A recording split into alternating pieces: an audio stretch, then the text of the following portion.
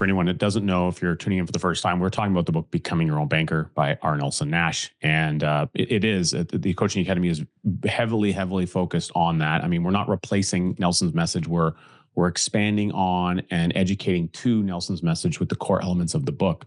And, I think, and we did this a number of times, especially on the Connection Zone day of our think tank, really expressing the importance to any of the advisors what the value of the book is. And so we talk about the 30 book challenge, selling 30 books in 30 days.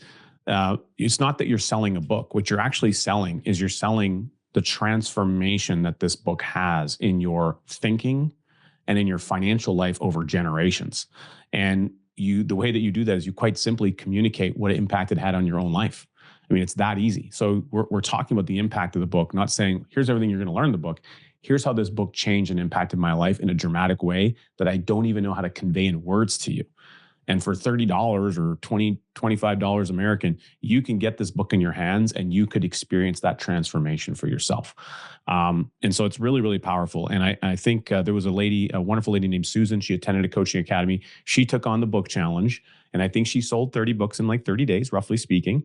She immediately booked 15 appointments. And I think she immediately got about 5 of those people moving forward with some applications into underwriting. And as I recall, one of those individuals she brought with her to the think tank. Mm-hmm. I mean, that's incredible. So that all happened in the span of less than 6 months.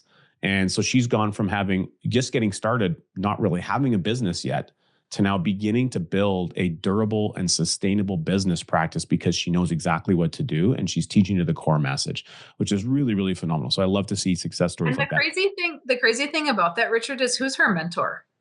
I don't know who her mentor is. I've never asked her. I've spent a lot of time talking to her, but I've never asked her who her mentor is. So by coming to Coaching Academy, it was a whole different type of mentoring that got her there, right? Because Nelson said it was a 10 book challenge.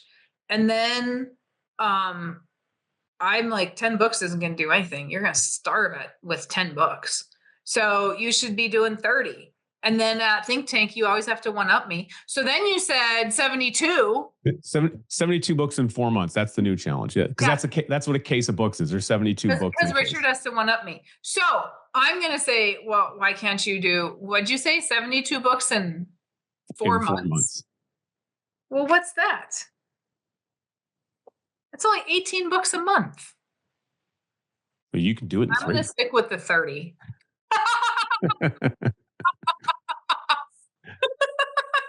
We need to stick with the 30. You're making it too easy on them, Richard. The end result is that there was something they could commit to that was actionable and people could take on a challenge, something that they could rally around and they could directly see immediate success in their business. And because here's the thing, if you're not selling books, people want to measure their success by how many life insurance policies can I write in a year? How much money can I make in a year? I don't care. I don't care how many lives I write in a year, and I don't care how much insurance I write in a year. I measure mine by how many books can I sell in a week. I just got out of our marketing meeting. We sold 59 books last week. So we're anywhere between 40 to 100 books a week. That continually, and the ratio of how many people are actually going to understand it, make an appointment, it's pretty low on the totem pole, right? So we have to, if we want to spread a message, we can't do 18 a month, in my opinion. You should be doing more than that. And we should be doing 30 books in 30 days.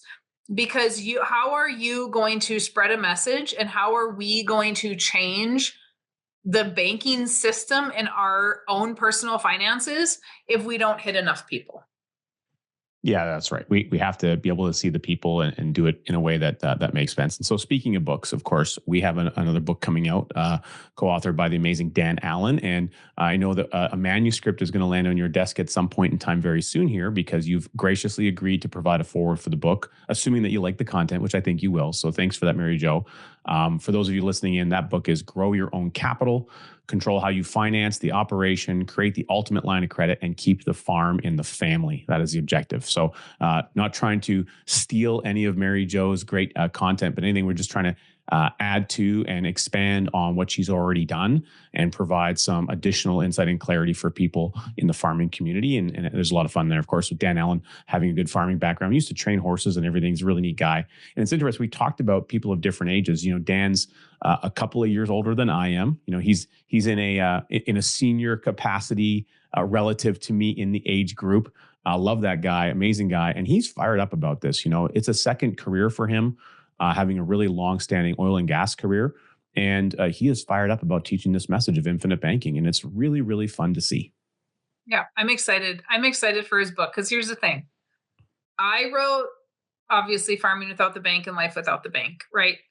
It's not to replace Nelson's book. It's just to make it simple for those of us that maybe aren't that smart.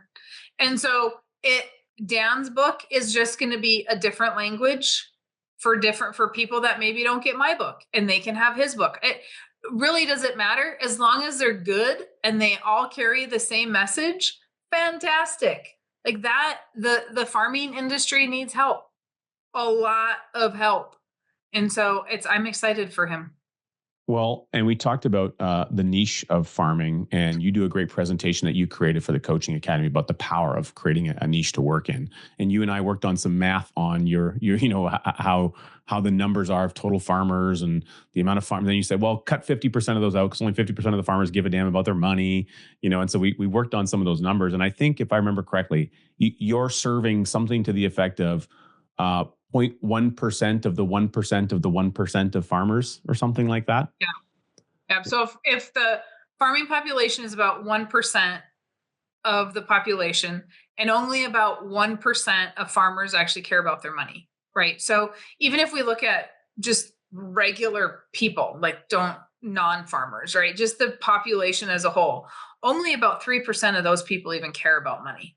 And so if and farmers are 1%. So of those, only 1% even think that there's an opportunity or a problem with financing the farm. And so I'm serving a very, very small amount of people because those are about the only ones that care. So there's a whole bunch of people that I could be serving. So it does not matter if it's my book. It doesn't matter if it's Dan's book. It doesn't matter if it's Nelson's book. I don't care. Get the book into their hands that they're willing to read and they're willing to follow through on.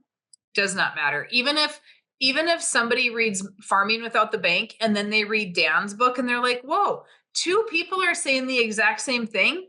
Well, I'm going to take action now. Right. And that is huge. I think that is key. It's no different than you and Jason, your books coinciding with Nelson's books. The more we can hear the message and we can create some of that noise Nelson talks about, the less odd we will be. Well, I'm glad you brought up the noise because Nelson did say that we need to develop financial noise canceling headsets. And now there's what the general public needs to do. And then there's also maybe what some advisors need to do. Maybe some advisors need some noise canceling headsets about what's going on in the rest of the marketplace. Now, every now and again, of course, we get a great comment or a share, as the practitioner counsel, or perhaps you'll send a message to myself or Jason. We had a recent comical string of some that you forwarded over on commentary that happens, on certain like groups that are, whether it's a Facebook group or just comments that come across your feed that just don't make any sense at all. And, there is a degree of people who are saying a lot of confusing things, which is leading the consumer and the general public astray. And it's making them think things that just aren't accurate about the process. What are some of the examples that show up when you think about that, Mary Jo, or some of the common elements that you find? Well, Richard, now I forgot them. I didn't know I was going to have to come prepared. I mean, I can go into a group and find any given comment at any given time. That's dumb. And a lot of these comments go back to rates of return. And what are we investing in for crypto? What is your rate of return in the policy? Oh, look at so-and-so company released X amount of dividend. What this percentage of dividend? Right. Who cares? Like, they have a dividend, but the dividend is a formula. We're so stuck on the numbers. And Nelson never talked about rates of return. That is not part of infinite banking in any way, shape, or form. And so why are we even having that conversation? I don't even remember what it was that I sent to you guys that I was just like, Really?